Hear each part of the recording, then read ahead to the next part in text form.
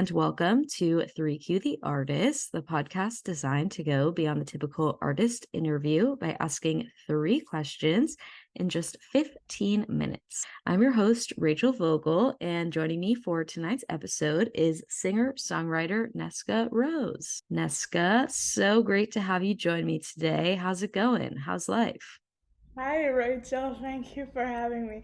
Life is great. Yeah, thank you. That's a very observational question. How's your life? Life is great over here as well. Can't complain. So I That's do want to jump into the main 3 questions, but before we get into those, can you tell me a little bit about Hippo? I know that just got released a couple weeks ago. What was like the concept for the song? How'd you come up with the name? Tell us everything. well, I was writing this song and it was basically about a relationship that was pretty controlling, and the analogy of a hippo kind of came to me because it's an animal that takes up a lot of space. Imagine if there was a hippo in the room, that would be the main focus.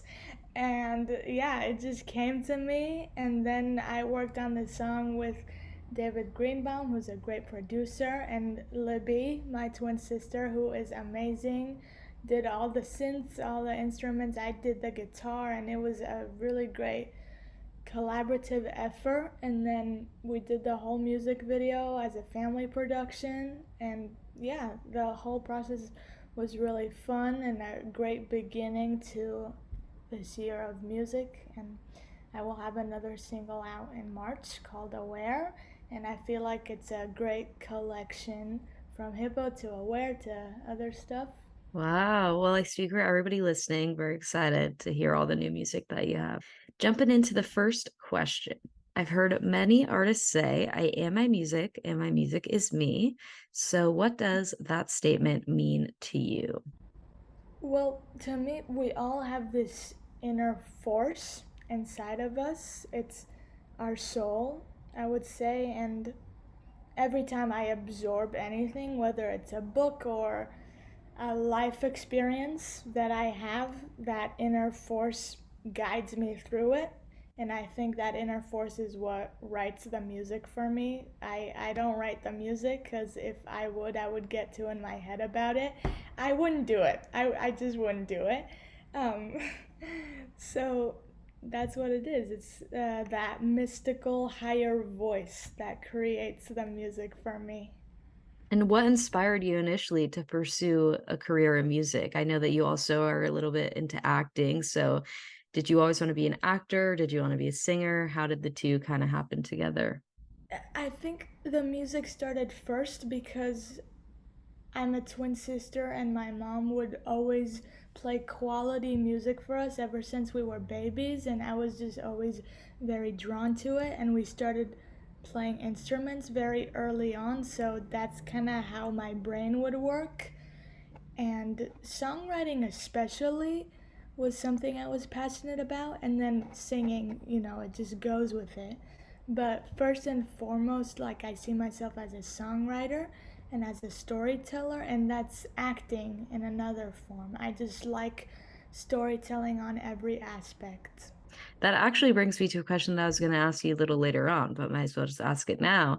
Do you think that it takes a Excellent. different skill set to act versus to like be a performer, an artist, or like the musician world? Do you think that like you kind of have to turn on a different part of your brain for each one, or it kind of meshes into each other?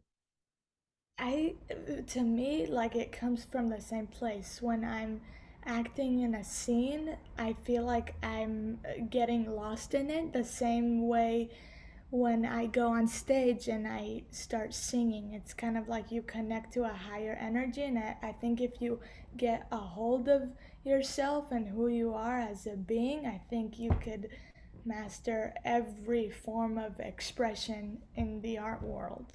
100%. All right, moving along. Every industry has its dirty little secrets. Those can be both positive and negative, but what's one secret that you would like to share about the music industry? Well, okay, this is more of a secret code that I Okay. was able to crack pretty recently. Um, I think every music industry person is not gonna fully agree with who you are and your ideas until you fully commit to those ideas. If you present yourself kind of half-assed or like one part you and the other part all the advice that people give you, they're gonna try to pull you into a different direction. But until you're like, hey, this is me and that there's no place here, they're gonna agree with you and they're gonna shut up. That's the formula to make them shut up. Yeah. That's so incredible. Great advice. What how have you kind of like gone about, I mean, you're so young, like you have so much ahead of you. How have you gone about kind of building your team around you music wise?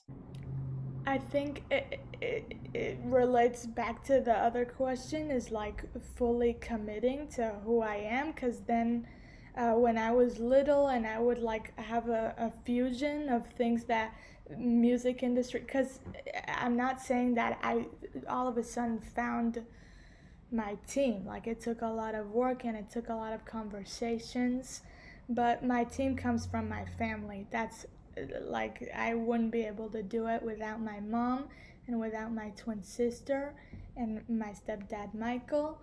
I have them and then they help me find the people. I couldn't do it alone. I love that.